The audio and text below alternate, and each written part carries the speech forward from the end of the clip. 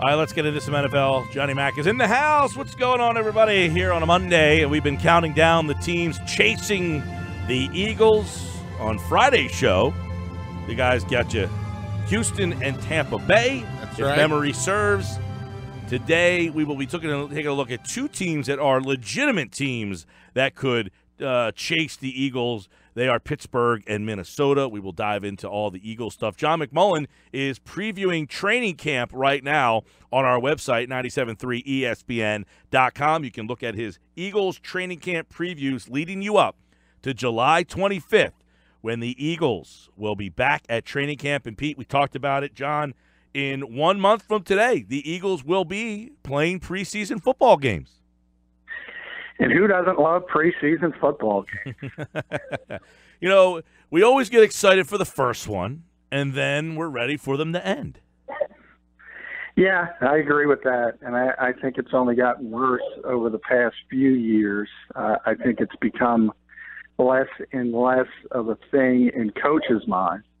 And they've kind of shifted their mentality to let's get everybody to week one healthy. And I think really, if you look at the limitations they have, that's probably the right way to go, and that's the way the league is trending. So hopefully at some point we could at least knock one of these out and sort of go to 3 games. Yeah, it used to be like the first one you kind of got excited before because football was back. The second one was, all right. The first one was cool. The second one. The third one, all right, the starters are going to play. Let's see what this team really looks like. And even that seemingly has kind of gone out the wayside. And the fourth one, I mean, you might as well just not even play that one anymore.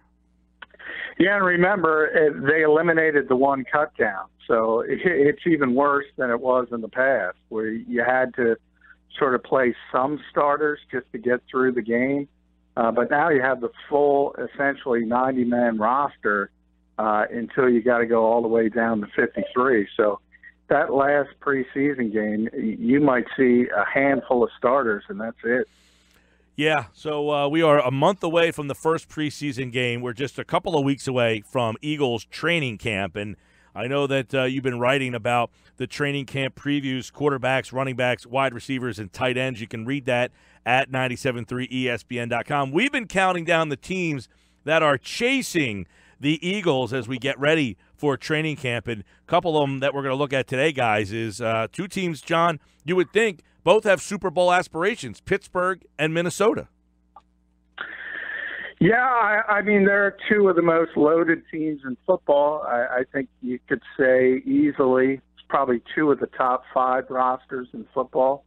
And I think from Pittsburgh's perspective especially, because I've talked about it a lot, I think the NFC is much deeper.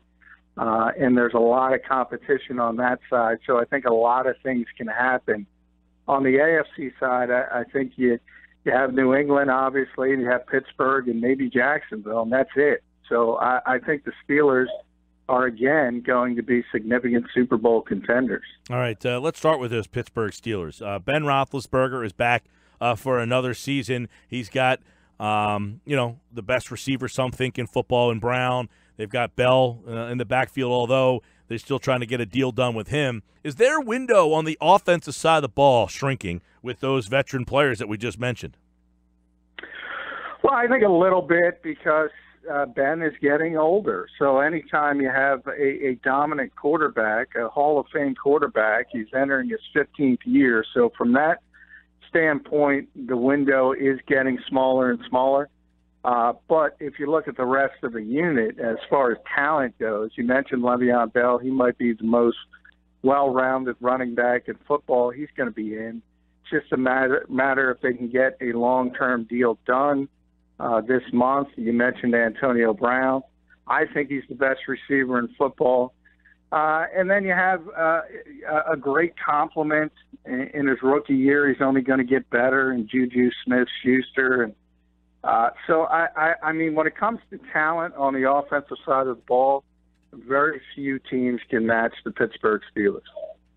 John McMullen with us talking about the Steelers. Talk about Juju Schuster-Smith and some of the other weapons that they have on offense.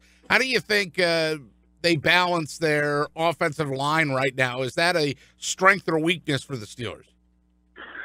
No, it's a strength. It's been a strength for a while, really, for the past 2 or 3 years. I think if you go back about 5 years, it was probably the one weakness they had, but they've really done a good job bolstering it. It starts with Marquise Pouncey, who's one of the better centers in the game, and also David DeCastro is probably, right there with Zach Martin as one of the best guards in football. So it's a very talented group. Alejandro Villanueva, people might remember him from the Chip Kelly era here.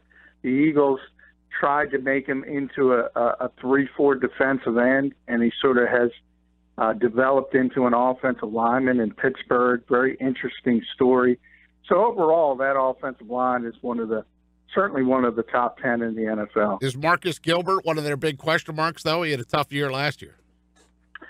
Yeah. I mean, if you look at, obviously, as I mentioned, Pouncey and David DeCastro are the strengths. From there, you talk about Villanueva. He's not a great tackle, but he's certainly developed into a competent one. And then you have, as you mentioned, Gilbert and Ramon Foster as well. So that's your entire offensive line. You can't have an all-pro at every position. But as I said, as a group, as a whole, and we talk about the bad teams in this league, and I think the one team they all have is pretty much bad offensive lines. Steelers are not in that group. Let me loop back to you about the team taking Mason Rudolph. Is that their quarterback of the future, and is that something that motivates him? Should he be? I mean, the guy's this long in his career. Should he be surprised? No, he shouldn't be surprised, but I don't think people should be surprised that he's not really embracing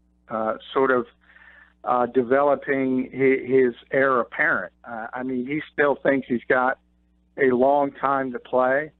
He's sort of taken a Brett Favre mentality. Brett had that same mentality when the Packers brought in Aaron Rodgers.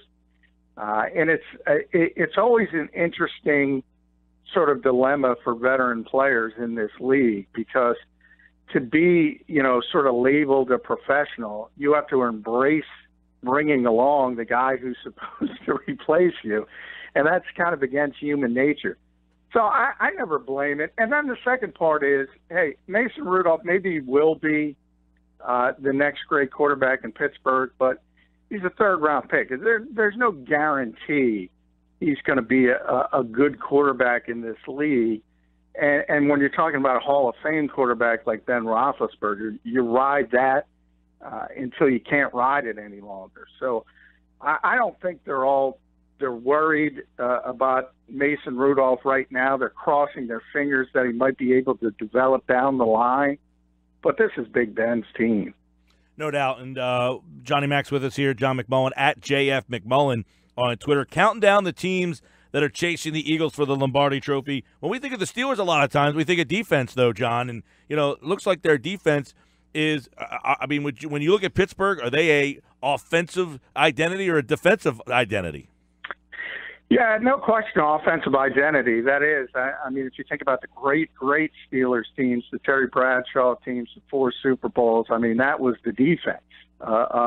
Even though they had many great offensive players with Bradshaw and Franco Harris and John Stallworth and Lynn Swann, it was still the Steel Curtain. That was one of the great defenses of all time, and that will always be one of the 2 or 3 best defenses in history, regarded as. And this is a different group, and it's really sort of the modern equivalent of the triplets. You think about the Dallas Cowboys with Troy Aikman and Emmitt Smith and Michael Irvin. This is the modern triplets: Ben Roethlisberger, Le'Veon Bell, Antonio Brown. It doesn't get any better than those top 3 skill position players. John, because they play that 3-4 defense, linebacker is always one of the positions that gets a lot of the attention and a lot of the highlights. There's a lot of attention being played toward Bud Dupree. Is that a guy that can have a breakout year, and how do you feel that the Steelers linebackers shape up? Well, yeah, they need, obviously, they need edge rushers. T.J. Watt is also there, obviously brother of J.J. Watt. And they've invested heavily in that particular position. It hasn't necessarily paid off as far as superstars yet, but there is potential, no doubt, with Dupree and T.J. Watt. I mean, it's first-round picks back-to-back years, so you can tell they want to get better and they want to get more impactful, and these guys certainly have the talent to do it. It just kind of, will they develop or won't they develop? How do you see the back end of their defense? Because I know that they their cornerbacks last year finished 28th in passing defense. They had some explosions late in the season. Yeah, they did. And that's been their issue, is the secondary recently. They brought in Morgan Burnett to play one of the safety positions, ex-Packer, veteran player. Remember, they got Joe Hayden they brought him in after Cleveland released him, and they'll have him for the full off-season, full training camp, so I think they're hopeful there. Artie Burns is a former first-round pick. So they have some talent back there, but it's always a matter of sort of chemistry, getting used to playing together. I think Burnett, because of his veteran leadership and how much he's played in this league, I think he'll help a lot. And I don't think you'll see as many breakdowns as there has been in recent years in Pittsburgh. We're counting down the teams that are chasing the Eagles. Steelers and Vikings are on the list today. The Vikings, the NFC North champions. The Eagles beat them in the NFC Championship game. But this team thinks they're better than they were a year ago, John, and it starts with the quarterback position. Yeah, and that's kind of what they're hanging their hat on. And I don't think there's any question that Kirk Cousins is better than Case Keenum. But it's tough to be better than 13-3 any time in this league. So, and remember, they'll be playing a first-place schedule. Theoretically, you're going to have Aaron Rodgers there for the entire year. He was hurt for much of it last year. So the schedule's going to be much more difficult. So it could be a situation where they only win 10 or 11 games, but they might be a better team in the playoffs because they have a better quarterback. Yeah, and of course, this is a team that was, looking at a team, at like a defensive-minded team. And we talked a couple of days ago, last week, when we were talking about weapons and stuff. This is a team that thinks on the offensive side of the ball they should be better, getting some pieces back. Yeah, I think obviously Dalvin Cook will be back. And, yep. He played 4 games, I think, last year before his tore his ACL. Looked like he was going to be a superstar. So if he's back healthy, you would think they're better in the backfield. And he's also a well-rounded guy. He can catch it out of the backfield, so he can be a 3-down back. That makes it more difficult for opposing defenses because you kind of don't know. We always talk about tipping your hand, and that's maybe an issue with the Eagles running the committee approach. Vikings won't have to do that as much with Dalvin Cook. And their receivers, Stephon Diggs, Adam Thielen, that's one of the 2 or 3 best receiving groups in the NFL. So they also have a very good tight end. They have a lot of talent on the offensive side of the football, and they have more talent on the defensive side. So that's what we talked about as far as top 5 roster, Vikings, Steelers, right there with the Eagles. Yeah, and John DeFilippo's there, but so they're going to have to learn a new offense here. You got a new quarterback, and a new offensive coordinator. So it could be some growing pains early for them potentially, or who knows? Maybe they take off with better personnel, better coordinator. How do you think the offensive coordinator? We know John well here, obviously. How do you think that will translate into their success or failures? Yeah, I mean, I'm biased here. I have tremendous respect for John DeFilippo. I think he was the key cog in sort of shifting the offense for Nick Foles as the Eagles made their run toward the Super Bowl. He's a very smart coach. I think he's going to be head coach in this league maybe as soon as next year. I don't think it's going to be an issue because he's the kind of coach that looks at the players he has and develops his offense around their particular strengths. He's not going to sort of pound the square peg in the round hole. And I know he's told me flat out he loves Kirk Cousins. long before he got to Minnesota, Yeah. long before he got him. He raved about him. So I know for a fact he loves the quarterback. I think it's going to be a pretty seamless transition from Minnesota. Offensive line there, that was a big issue for them last year, right? Yeah, that's their biggest weakness, and it remains their biggest weakness. But they improved to the point where it went from bad to okay to average, and that's where they remained. It's not a terrible offensive line. It's also not a top 10 group like Pittsburgh. It is just a mediocre group. But, you know, they had Pat Eflin at center. He's got a chance to be a really good player. Riley Reed's veteran left tackle was probably their biggest improvement. He's a solid player.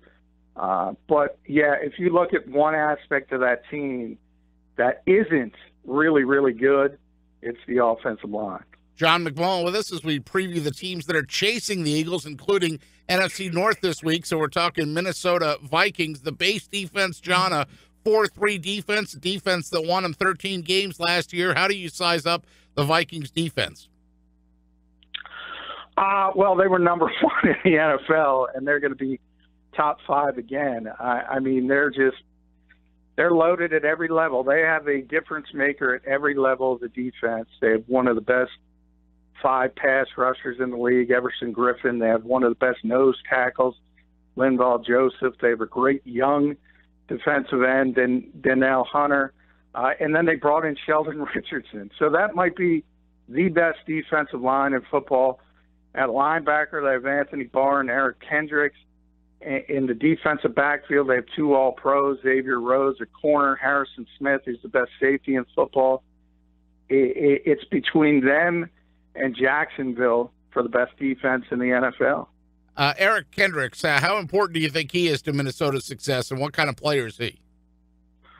He's very important. He is the leader of their defense. He's the middle linebacker. He's the guy who handles he's the Jordan Hicks of that defense, and he handles all the play calling.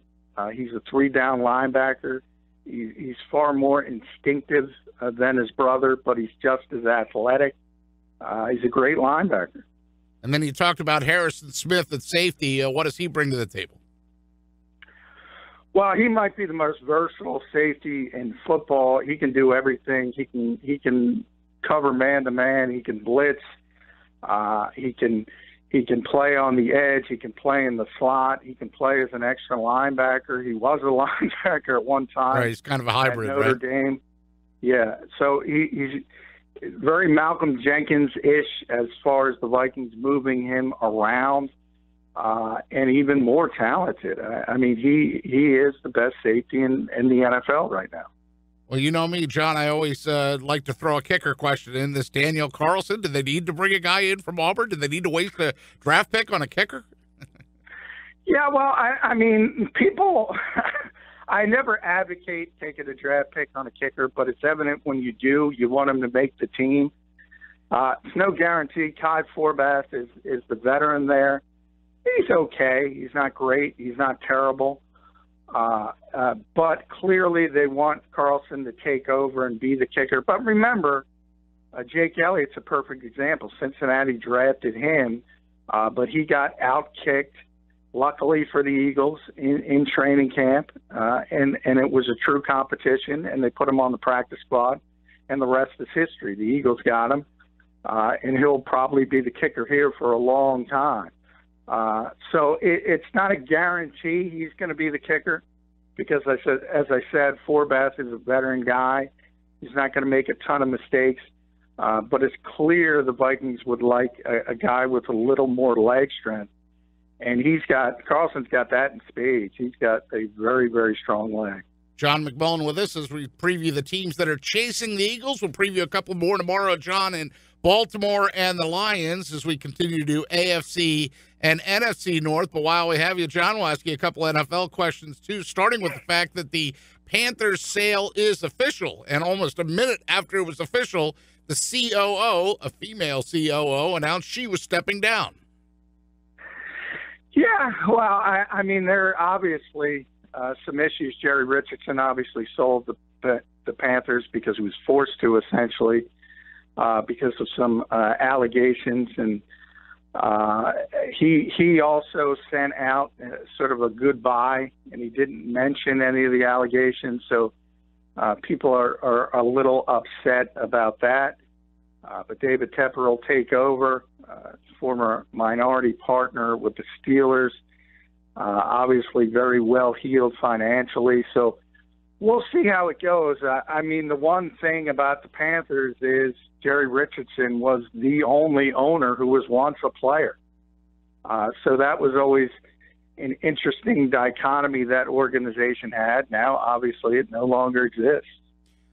There's one more week, John, for the franchise tag players to agree to multi-year contracts. Now, you talked about Le'Veon Bell a little bit as we were talking about the Steelers, but DeMarcus Lawrence, Ziggy Anash, and LaMarcus Joyner, also the other three big names that are out there. Do all those deals get done? I think there's a better chance the Bell gets done. He's talked better about it this time around than last time. So I think there's an opportunity. I think the Cowboys will get something done. They've always had a good relationship, and they like DeMarcus a lot. So I think those are the two most likely to get done before July 16th. And it's always been a tough negotiation for the Steelers because Bell is such a good player, but the position itself has been devalued over the years. So it's sort of like two ships passing. You know he's really good, but generally you don't have to pay a ton of money at that position, and that's sort of the headbutting that's been going on there. A lot of NFL as we count down to Eagles training camp, July 25th. And, of course, we'll have it all covered for you at 97.3 ESPN.com. He is John McMullen at JF McMullen. And don't forget his national coverage at GetMoreSports.com. And you can follow him right there for all of the NFL stuff, the Eagles stuff as well, right here on the Boardwalk Honda Hotline. John, thanks a bunch, pal. All right, thank you, guys.